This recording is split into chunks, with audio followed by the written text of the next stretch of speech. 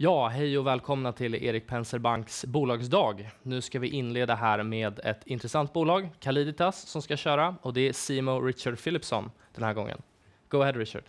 Thank you. Good morning. My name is Richard Phillipson. I'm the Chief Medical Officer at Calliditas, and I'm very pleased to be here this morning to talk to you about our company and our development projects. So Calliditas is a late-stage biopharma company. We're focused on developing treatments for rare diseases. We have a lead program targeting IgA nephropathy, a disease of the kidney, and this is well positioned to be the first ever approved treatment for IgA nephropathy, or IgAN. But we're building an integrated orphan and nephrology-focused business through in-licensing or acquisition of other candidates, and we recently acquired a platform built around NOX inhibitors. We're headquartered in Stockholm, and we're listed on stock exchanges in Sweden and on the Nasdaq in the US. We recently had a Q3 update, and we have a solid cash position. Our cash balance as of the end of the third quarter of this year was 1.16 billion SEK, or $132 million. So just to focus for a few minutes on our lead indication, IgA nephropathy. This is a rare disease, so the prevalence in the US and in Europe is in line with rare disease definitions, although it is more common in Asia and in China. There is a genetic predisposition, but it's not a requirement for the disease. There are other factors involved in the development of the condition. It typically presents and is diagnosed in young adults, and ultimately around about 50% of patients in the high-risk category will go on to develop end-stage kidney disease. There is a significant unmet need, and there is no approved treatment for the condition. The only recommended treatments are supportive care, so these are called RAS blockers, ACE inhibitors, and angiotensin receptor blockers. So in just talking about the disease in a bit more detail in terms of the origin and the predominant theory here, although it's a disease of the kidney, the origins of the disease lie in the gastrointestinal tract, or more precisely in the distal ileum, where Peyer's patches are located. These are aggregates of lymphoid tissue and are the origin of so-called secretory IgA, which is our first line of defense against gastrointestinal infection. Secretory IgA has a particular property in that it is galactose deficient in the hinge region, illustrated in the panel numbered 1 on the slide. And as a consequence of this, it is potentially immunogenic. And in IgA nephropathy, these secretory IgA antibodies find their way into the systemic circulation. And once in the systemic circulation, they elicit an autoimmune response. So autoantibodies of class IgA and IgG are raised. They bind to the secretory IgA and form immune complexes which circulate, but which are deposited in the mesangium of the kidney. As a consequence of that, there's an inflammatory response, and the filtration units of the kidney, the glomeruli, become leaky. They leak blood and protein. But over time, they become progressively damaged. They become fibrosed and sclerosed. There's a loss of glomeruli and an inexorable decline in kidney function until eventually end-stage kidney disease develops. So how does Nephicon work?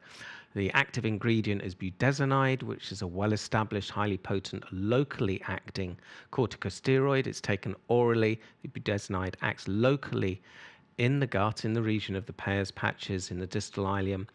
But after absorption, it has a unique property in that it is 90% cleared by first-pass metabolism in the liver. That means that only around about 10% of an oral dose reaches the systemic circulation, and that minimizes systemic side effects. It achieves this through a targeted release profile. So there's a capsule which is resistant to gastric acid, and then the capsule begins to disintegrate at a pH consistent with the ileum. It releases beads of budesonide in the distal ileum, which can then target the Peyer's patches with the budesonide. So just to briefly summarize our pivotal phase 3 clinical trial called Nephicon or NEPH-301. This has 2 parts. In part A, patients were enrolled and randomized to receive either Nephicon at a dose of 16 milligrams once a day or placebo. They received treatment for 9 months, at which point the primary endpoint was evaluated. That primary endpoint was change in proteinuria measured by urine protein to creatinine ratio, and that part A read out at the end of last year, November 2020. So following the treatment period, patients then in Part A underwent a 3-month follow-up off drug and then entered Part B of the study, which is a further 12 months of observation off drug. This Part B is a post-approval commitment which will confirm the long-term benefits of the observed improvements in proteinuria. That is due to read out in January 2023. The primary endpoint is based on eGFR measured over the entire 2-year period. So in terms of summarizing the results from the phase 3 trial, in terms of the primary endpoint, the change in proteinuria measured by UPCR, we saw a 31% reduction in proteinuria in patients who received Nephicon 16 milligrams daily versus a 5% reduction in patients who received placebo. So overall, there was a 27% reduction in proteinuria measured by UPCR with Nephicon compared to placebo at 9 months, and that result was highly statistically significant. In terms of the key secondary endpoint, then we saw stabilization of eGFR in patients receiving Nephicon versus a decline of 7% in eGFR in patients receiving placebo. That equated to a loss of around about 4 mils per minute in eGFR over the 9-month period, exactly in line in what we would expect to see in patients who are on supportive care only. Again, that comparison was statistically significant. And of note, not illustrated on the slide, we did see a continued improvement in proteinuria in patients receiving Nephicon at 12 months for those patients where we had data, and reminding that those patients had been off treatment for 3 months. In terms of tolerability, it was generally well tolerated. The safety profile was in line with what we saw in phase 2b, with no adverse clinical effects on the cardiovascular or metabolic system and no severe infections. Just moving on to discuss some biomarker data that we have generated from our phase 2b trials, which provide very good supportive evidence relating to the mechanism of action of Nephicon. We measured various biomarkers, including levels of circulating secretory IgA, immune complex circulation, and levels of BAFF, B-cell activating factor, an important cytokine involved in activating B cells and class switching of B cells. And for all of these biomarkers, we showed improvements in association with Nephicon at the end of treatment, which really supports the targeted effect of Nephicon at the distal ileum. So where are we now? This summarizes the timeline over the last year and then looking forward towards next year and the year after. So based on our Part A that read out in 2020, we filed an NDA with the FDA for accelerated approval on the 15th of March and filed for conditional approval with the EMA at the end of May of this year. And our target PDUFA date in the US is the 15th of December. And our target opinion date in Europe is the first quarter of 2022. And then we expect to have the final readout of the Nephicon trial in early 2023. So in terms of our pipeline then, we've talked about Nephicon, but we have acquired setanaxib, a NOX inhibitor, which we're developing for primary biliary cholangitis and also in oncology, and we'll talk briefly about that now. We acquired Cholangitis, a company developing setanaxib last year, and we have a focus on continuing the development of setanaxib, a first-in-class NOX inhibitor that targets NOX1 and NOX4 for a range of fibrotic and inflammatory orphan diseases. and we expect to launch our phase 2b/3 study in primary biliary cholangitis, or PBC, imminently, and with a phase 2 proof of concept study in head and neck cancer following on shortly behind that in the first quarter of next year. Just to talk briefly about primary biliary cholangitis, this is a chronic autoimmune cholestatic orphan liver disease, and although there are a limited number of therapies, there remains a significant unmet medical need.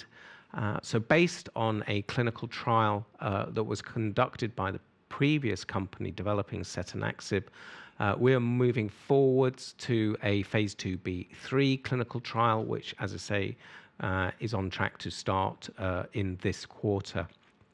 And this is called the Transform study. It's a double-blind, randomized, placebo-controlled adaptive study, so it has a phase 2b part and a phase 3 part. In the phase 2b part, patients will be randomized to one of 2 doses of setanaxib or placebo. And of note, we're going to be looking at doses of setanaxib higher than were studied in the previous PBC study.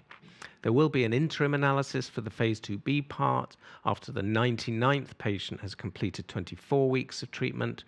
And based on that interim analysis, we'll proceed to the phase 3 part of the study, where a single dose level of setanaxib selected from 2b will be continued into the phase 3 portion. So the phase 3 part will be just 1 dose of setanaxib versus placebo. The primary endpoint will be measured in all patients who've received the selected dose, and that will be measured after 52 weeks of treatment.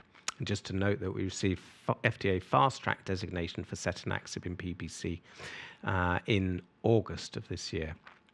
So in terms of head and neck cancer, so why are we developing setanaxib in head and neck cancer? Well, there's an important relationship between cells called cancer-associated fibroblasts and prognosis in a number of solid tumors, including squamous cell carcinoma of the head and neck. And we've shown, based on some very encouraging in vivo work at the University of Southampton, that when setanaxib is given along with pembrolizumab, that we can show improvements in the penetration of tumor-infiltrating lymphocytes into the center of tumors, and correspondingly, as a consequence, slowing of tumor growth and improved survival outcomes in mice that receive this combination compared to either treatment alone. So based on that work, we're about to start a proof of concept trial in patients with relapsed or metastatic squamous cell carcinoma of the head and neck. They'll be randomized to receive setanaxib or placebo, and all patients will receive pembrolizumab using a standard treatment regimen. We will be taking biopsies of the tumor before and after 9 weeks of treatment, and our endpoints will be both clinical and based around the tumor microenvironment. And we expect we have an interim biomarker analysis expected in Q4 of next year, with a final readout in the second half of 2023. So I think I've been over these milestones already. So I think we can just summarize that we're well positioned. We're about to complete the review of Nephicon in both the US and Europe, well positioned to be the first approved drug for the treatment of IgA nephropathy.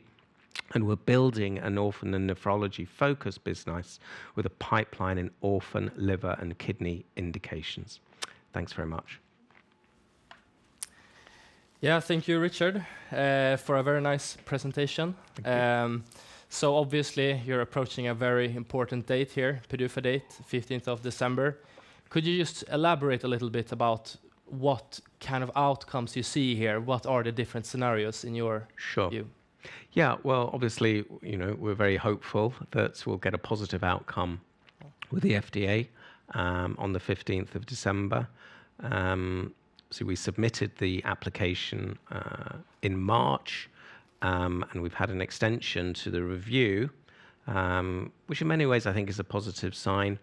The FDA is engaged in understanding the data, so we're hopeful know that we'll see a positive outcome on the 15th of December, but we don't know, obviously. And I think if and there's no possibility for the FDA to extend that timeline further. So it will be a definitive answer. It will be, the product has received accelerated approval, or it will receive a complete response letter. And I think, if we were to receive the complete response letter, then we'd have to then engage rather rapidly in a discussion with the FDA about what they believe would be required for us to take the application forwards in a positive way. So I think that would probably be the immediate next steps. Right, but it would be a likely scenario that they would see maybe the 2-year GFR data, I guess. Yeah, I mean, I think they've given no indication so far. Our application has been based on, as I hopefully was able to explain, is based on the Part A analysis. The data cut was performed at the end of October last year. The analysis performed in November, and submission, as I say, in March. And the FDA has never given any indication that they need any additional data beyond that data cut in order to make an assessment of our application. And they've had plenty of time to do that. So I think, would we wait until the end? I mean, I think there are, potentially there are alternative scenarios we could look at. But I don't want to get too much into the speculation mode. Obviously, we look at different potential scenarios and what might be possible. And I think that would be part of our discussions with the FDA is, where do we go from here? What do you think you would need to see, and how can we deliver that? Right.